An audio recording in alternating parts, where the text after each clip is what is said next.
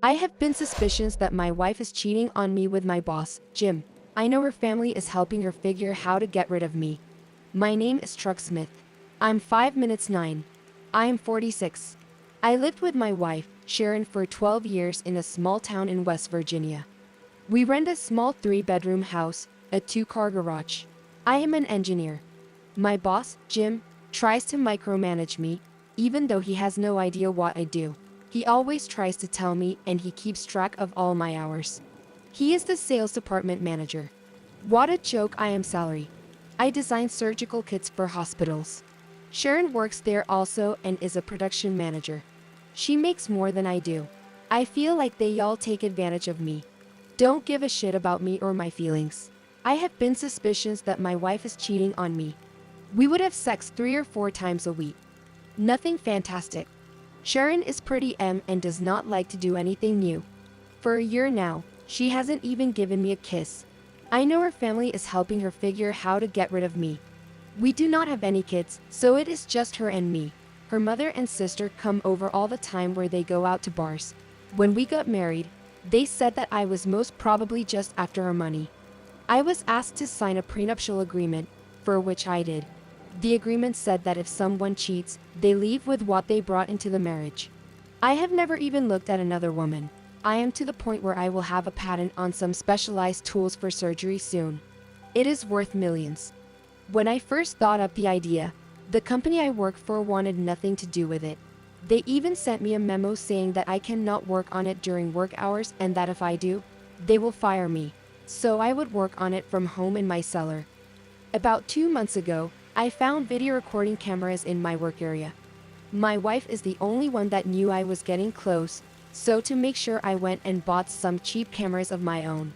I have video of her talking on the phone to my boss, Jim. I could not hear both sides of the conversation, but from her side I figured out that her and Jim have been having an affair for over a year. They plan on stealing my ideas. I also have her talking to her mom, Jean, and her sister, Joan. They put their conversations on speaker. I can hear the whole conversation. They talk about kick me and stealing my money or just really humiliating me. I had to go talk to an old army buddy of mine, Tom. We did nothing special when we were in the service. I was a heavy equipment operator and he was a mechanic. I always do better when I talk things out with someone. I brought the recordings with me. He told me that I should bring my stuff to his garage and that I should start designing worthless stuff for them. I moved my real designs to another computer and put crap in my old computer. I kept the file name so Jim wouldn't notice. I also bought some more sophisticated cameras and recorders so I can understand more of their plan. I put cameras in the bedrooms, the kitchen, and the living room. Update revolving time as we delve into the mysteries of time and uncover the hidden secrets and surprising truths that lie behind this essential part of our existence. The day after I put them in, I got video of Sharon and Jim Meth in my bed. Sharon would never think about sex with me, but on the video she is doing with Jim and she really likes it when he did it. They talk about me and how soon they will act when my ideas are ready to sell. I cannot think of what I could have done to make them hate me. Sharon talks about me as if I am just a dumb employee instead of a married couple. All I am good for is my ideas and doing the yard work. She has real contempt for me. I am done with my ideas but want them to think that I won't be done until after I get back from my 2-week camping vacation. Jim tells the company owners that my ideas are worthless and cost the company money. This way the company cannot claim my work. Jim is going on a business trip.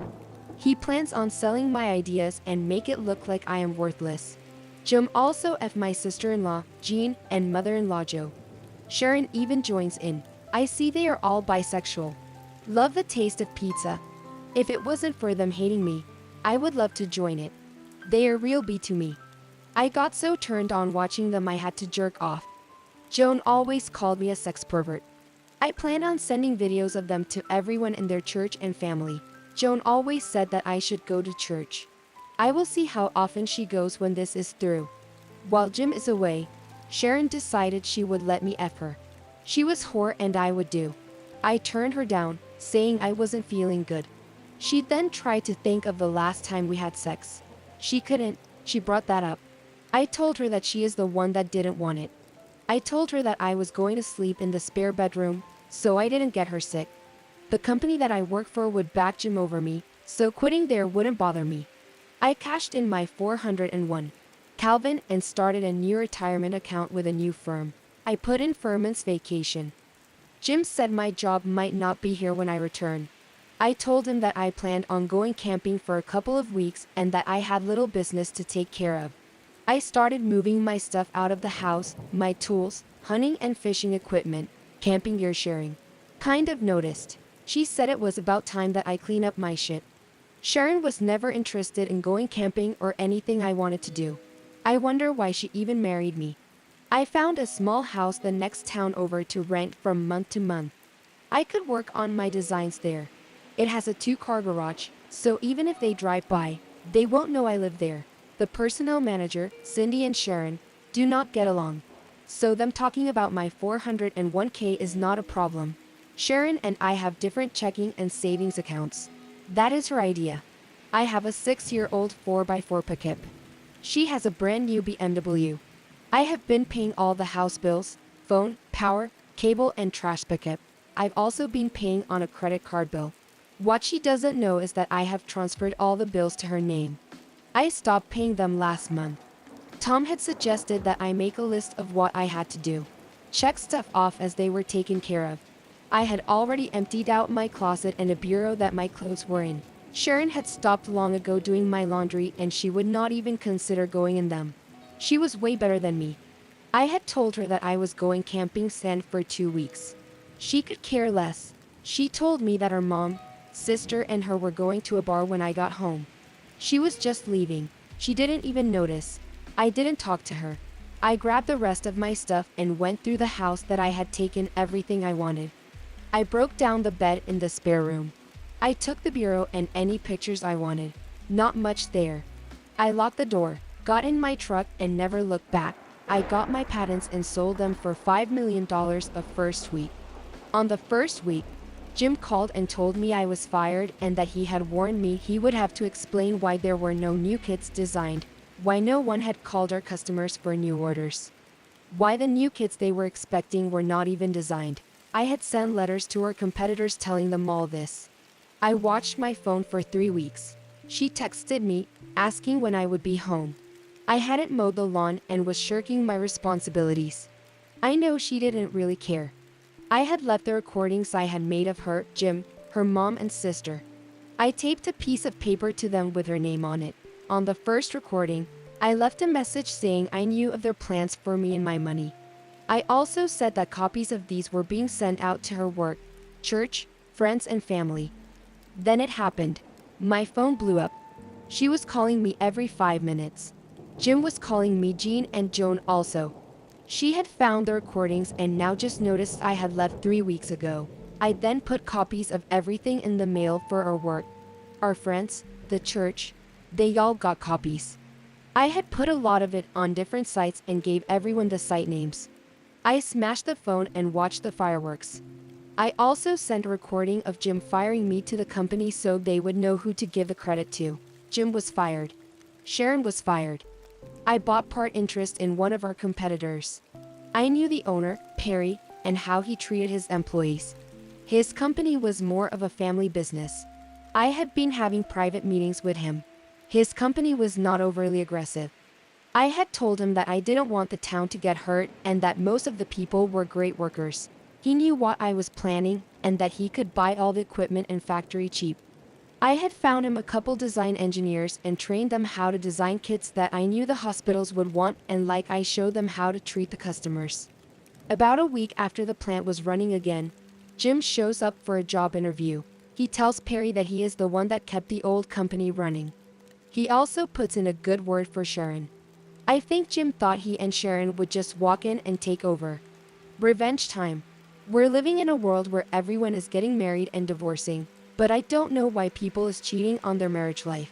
Thanks for listening my story and I hope you enjoy it. Advice and suggestions are very much welcome. Okay, let's go on to story. I had filed for divorce when Sharon showed up. She thought she would be in the money soon with a new company. She was pissed with me parsing all the house bills onto her. I did not go in the meeting. I watched from another room. Sit. My lawyer was ready. The first thing he did was to put the prenup down. And then he pressed play. It showed them all having sex, saying how they are going to take my money. Also, that they should humiliate me all the time, laughing at me. I had given my attorney written power of attorney to deal with my divorce. I told them and that in 2 weeks I would check in with them, not letting them know where I was.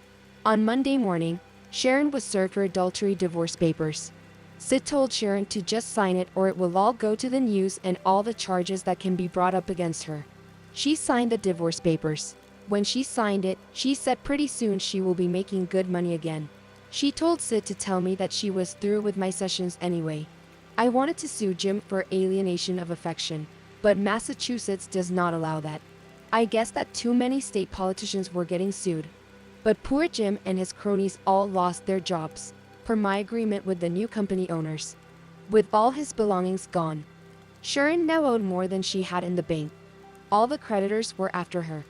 Their cars were all repossessed. The power and water had been shut off. Property taxes were now due in. Both mortgages were past due. Since her parents' home had been totally trashed, her parents had to rent cars for all of them. I felt so bad just thinking of all their problems they were having. Jim had to move in with them also since his property was trashed. Also, he had to beg her parents to rent him a car also. They had all gone with little Buxfords. Sharon and her family hired some private investigators to find me. Sharon's attorneys tried to stall the divorce. That move on their part. The case went very public with a DNA test and videos of them having sex ended up on the internet. Audio of how long the affair had gone on. The fact that the whole family knew she was having an affair and that they encouraged it. The whole family planning to ruin and humiliate me in public, take my money, and how they felt about the middle class. There is video and audio of her family paying off politicians and how they paid off. Public officials creeped on those who were honest. I had it all put on as many websites that like to show that stuff. The divorce finally went through. The judge that was supposed to hear the case had to excuse himself because he was one of the paid-off public officials that was out on the day that the divorce was final. The company had an employee appreciation day and a grand opening. Sharon, her sister, mother, and Jim were there thinking they would just walk in and take over. I had them sitting in the front table. Perry introduced me as the one that made this all happen. Sharon came running at me saying, "You son of a bitch, you sandbagged me." Everyone was listening. I told her that I did not have to be at the divorce. She was given a choice. I wanted everyone to know the truth. Some of the recordings were played on a big screen TV, body parts blurred, and part of the conversation was bleep. Jim said he would get the old owners together to sue me, saying I had screwed the company over.